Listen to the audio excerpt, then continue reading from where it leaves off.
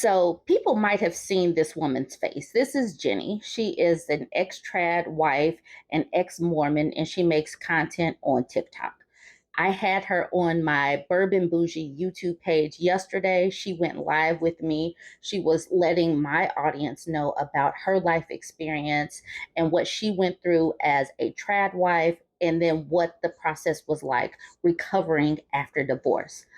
I talk a lot about one of the things I say is proceed with caution when talking about this trad wife life. I talk about the trad wife life to poverty pipeline. And there is certainly that pipeline, especially because some of these women literally have no education. This woman was talking about how she has no college experience, she has no work experience, and she was a trad wife for over 20 years. So when her husband left her, it left her and her children basically homeless without any money. So I'm going to play a clip of that. And listening to her talk about her children being homeless is one of the reasons why I will not stop doing this content, because so many people jump into my comment section, they give their stories, but for whatever reason, there are still people that want to come to my page and make it like this is a bashing session. No, I just want women and children to not end up homeless and penniless because they have no work experience to fall back on and can't just jump right in and recover and survive. That is all I want for women and children. It's 3 minutes. My longest video is 10 minutes. It's really hard to really highlight the experience that my children had in that tumultuous divorce. They had always lived a very nice life. We had a lot of money, and just having the two parents there, even though we had a pretty high conflict home, you still had mom and dad there. When I didn't end my marriage. I often say when I ended my marriage, but my husband abandoned me for an escort one night, and that was it. I filed for divorce 2 days later. He had had a history for 3 years of infidelity, and that last time when I caught it, it's like, that's it. I've been here for 3 years on this roller coaster. So I very suddenly had to end my marriage. And what people don't realize is when I talk about I didn't have any income because I had never worked. Like for 24 years, I had worked in our family business, but I didn't have a paycheck, and I didn't have credit, and I didn't have a college diploma, and I didn't have any work history outside of our family business. Um, my children became homeless with me. My children know intimately what it's like to drive to the Catholic food pantry and hope that it's not just green beans and macaroni and cheese in the box, that there's like some fresh bread and some other things.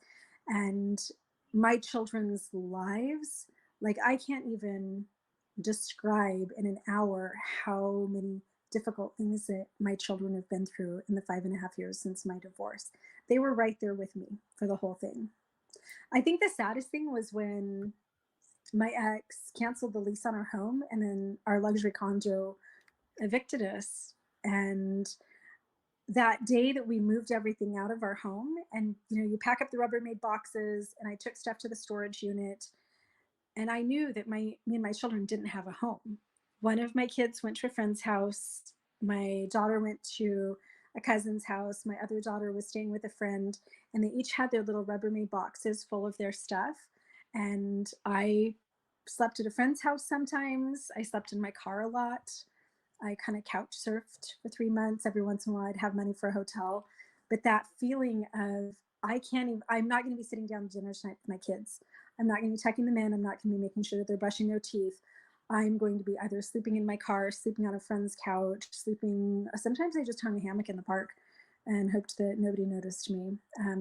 The worst feeling in the entire world. And it was very difficult on my kids.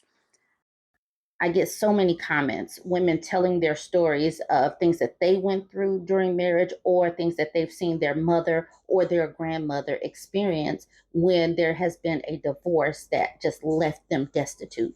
And I'm going to read some of these because I'm going to drill home that yes, marriage and relationships can be fine. I just want women and children to be able to survive regardless. So this woman, Anna, says, my grandma separated in the 70s divorced in 1982. Her ex, the father of her two girls, took away even the sheets. She was alone, raising two daughters with no child support, no skills, and no income. She was lucky that the judge ruled the family home to her, or all of them would have been homeless. I'm the oldest grandchild by 7 years and the oldest girl by over a decade. My grandma insisted on me having a university degree and a well paying job and a home of my own before planning to welcome a man in my life. Both my mom and aunt have master's degrees in their fields thanks to grand, well paying jobs and a retirement of their own. A man is not a plan ever, never. A job is. So keep in mind also that some of the things that these women have gone through has created the next generation of feminists. This woman says, I gave up my dreams for my ex. I was going to be the trad wife. He literally told me not to pursue my dreams because all I needed was him, and my stupid butt listened. And how was I repaid? He literally tried to unalive me while pregnant with our second child and accused me of cheating. That was a cold, hard wake up call. Never again. Alexandra says, I'm so tired of all the guys who have fallen for the Hollywood trad family edition. Women didn't used to work and they shouldn't now? Really? Women didn't work? Well, they didn't if they were higher middle class, but the rest, well, they took in laundry, they cooked and delivered meals, they rented out a room, they cleaned offices or wealthy homes. They then took their pittance and had handed over to their husband. I'm sorry, and had to hand it over to their husband. Or they hid what they could for the times that their husband put one too many bets on or drank one whiskey too many.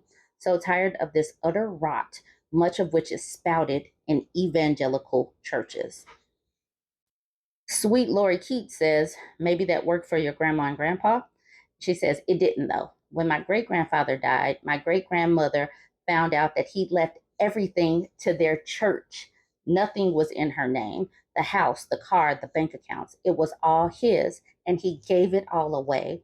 She was an OG trad wife, the real deal, spent over 50 years being this man's sweet Christian helpmeet, and she became utterly destitute in the blink of an eye. She did it all right. She kept him happy his whole life. That's the best case scenario, right? Except she still got absolutely screwed over. Uh, that's hard. How are you going to give everything to the church and leave your wife destitute? That is wild. Catherine said, my ex husband would not have allowed me to earn money on the internet, even if I could have back then.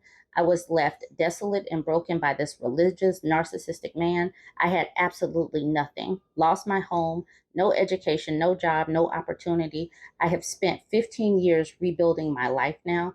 If I didn't rejoin the military and have my family close by, I would likely just be a forgotten homeless woman on the street right now. And then Lily Hammer says, I want to hug this first influencer that spoke to Esty. I'm a woman who has chosen to have no children. People told me at 22, you'll change your mind. And at 27, you'll change your mind. And at 30, maybe you should freeze your eggs in case you change your mind. I'm going to be 35 in October. And I've never been so certain that I want to be childless. Please keep in mind that women are consistently pushed into these boxes. Not everybody should have kids. Not everybody wants to have kids. Stop trying to push that on everybody. Give people the wiggle room to do whatever. And I'm not even against marriage or this trad wife life. I'm not against people doing what they want to do. I just want women to be able to survive regardless. Because even in the best case scenario, somebody could get hurt at work. Somebody could die unexpectedly early. There could be an accident. There could be a loss of a job or a closing of a factory or something. You still need to be able to survive regardless. So keep that in mind. That's all I'm pushing is making sure that you can survive regardless. Have work experience, have an education, have a certificate that you keep up to date, have some ideas on how you can make money even within the home while you're married at home with the kids. Have a home child care center, something where you're still making money, able to care for your children, and still be able to put some credits away, put some money in your pocket or whatever. All right, jump in the comments. These videos that I have get hundreds of comments, and I'm just picking and choosing a few here and there. But these this content gets people going, and regardless, when I have people that just want to come for me when I say this, yes, I just want women and children to be protected. Jump in the comments, let me know what you think. Like, comment, and share.